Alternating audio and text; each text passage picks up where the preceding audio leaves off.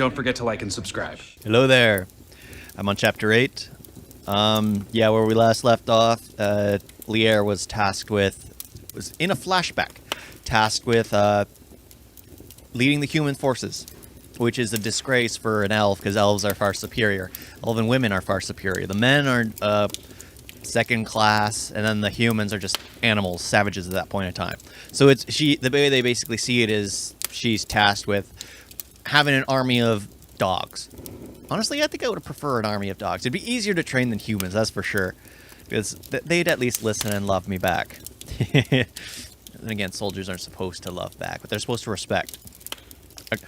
I digress, but yeah. At the last statement, Lier froze. Okay. I'll go back. Could it be that I am disappointed in you and wish to punish you? At the last statement, Lier froze, not sure how to respond. She wished to scream and destroy something, but she held herself together. She was simultaneously both enraged and contemplative. Oof, big word for me. Contemplative. Lier turned and left her mother's barracks. She pondered on her new assignment and her mother's words until she arrived back at camp. All her leaders had already gone. The order had been passed down the second Lier entered the meeting. Lier clutched the hilt of her blade, heading straight for her tent.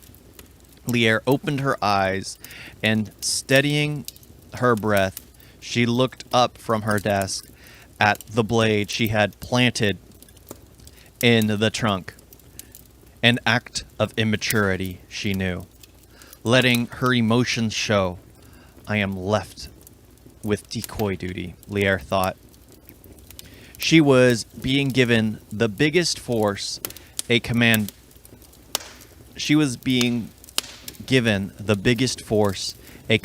in the elven army had ever had, but it was of all humans. A flock of Eldir would have been far more useful. She said aloud.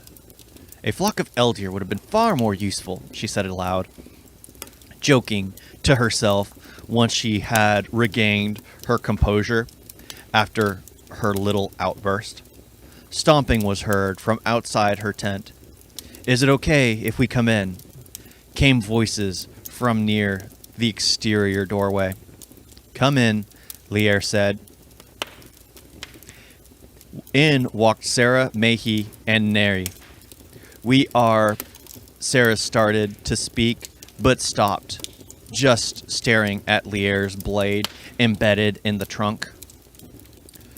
Sorry about that, Lier said once she saw what had grabbed their attention.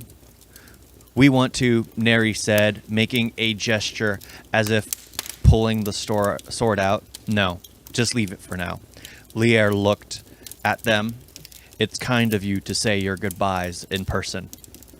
The three looked at each other. We are not leaving, Mehi spat back. With you, we are valued. She looked at Sarah. Sarah picked up. And you are the only one who saw us as more. If we left you, we would be back at being nobodies. No thanks, Sarah, Nehi, and Mehi all said in unison. Lier looked them over. Then will Valerie be coming along as well? The three elves looked at each other for a moment. No, she, however, is leaving. She does not want to be affiliated with a squad that works alongside humans. Mehi said, looking at Lier. Time will tell if she made the right choice, Neri said half-jokingly. Sarah and Mehi both whacked her on the shoulders. What are we getting ourselves in for exactly? Sarah asked of Lier. Lier, Sarah, and Lier, Sarah, Neri, and Mehi were atop a hill astride their Eldir when they were flattened by a few where they were flanked by a few male elf grunts. Beneath them were small patchwork tents which seemed to just be thrown together with sticks and furs, and the smell coming from the human camp, terrible. A small group of humans was heading up to them at the top of the hill. Here they come, Sarah said, as she gestured towards the small group. The humans made it to the elves at the top of the hill, only to be met with hostile expressions. But the humans, self-centered as they were, did not register the statement of the elves. Lier did not like the look of the humans as they looked up and down at her and the other females in her party. Disgusting animals, she thought. An elderly man stepped out in front. Unlike the others behind him, he was not looking solely at the females, but at the males surrounding them as well. The elderly man nodded toward the main company of elves and broke the silence. "So what is it we are doing here?" he asked with a respectful tone. Lier focused on the elderly man and with a flat tone replied, "Are there any women in your company we can speak to?" Somewhat already knowing what their response would be. All the men in the back of the group started to laugh, and some made some comments. "Ha, frail women in the army?" The older man did not let any emotion slip as he spoke. "We are sorry, but we have no women allowed. We are sorry, we have no women allowed in the army. Tasks are needed to be done back in our realm, which we need them for." Lier looked at him for a good minute. He has some experience with elves, she thought, before responding. "You are here to form a whole new faction of the army." She looked over them all. "You will be the spear of the armies." She gestured to the camp behind them. "You already have the numbers to make a full-on attack possible." Lier looked back at the elderly man. "I will be the leader of the human force, and only one. You," she pointed her wood-gloved hand at the old man, "will be the only one to report to me." The elves turned to disappear in the tree cover to head back to their camp. The humans camped out in the open, but the elves preferred the cover of the trees to house them. The following day, Lier sat out one of the male elf grunts. Lier sent out one of the male elf grunts to call for the elderly man. He entered her tent, slightly winded. I am not... He got out as he caught his breath. "I am not as young as I used to be," he finished with a smile.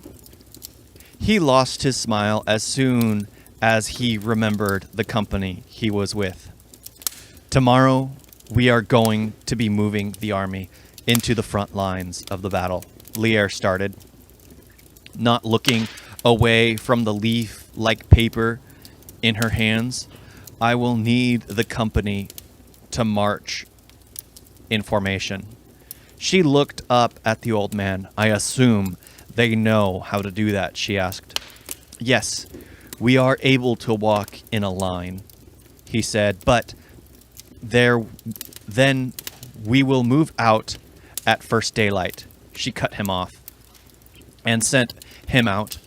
We will take off as soon as the sun crests completely over the horizon, she added as he walked out. The following morning, Lier watched the humans, noticing they had not even prepared for the departure.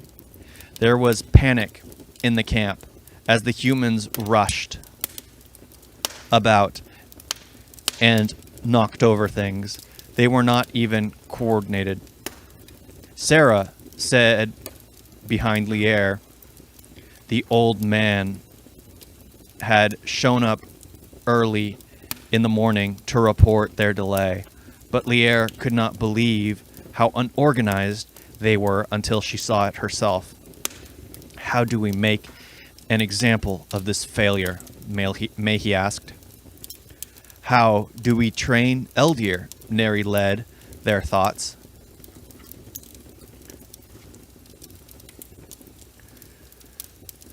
They all looked at the rundown camp. Set free all their horses and burn all of the camp, which is not yet packed, Lier ordered to the soldiers present. Some of the male elves released the horses, while others charged forward, casting spells on the standing structures, which spewed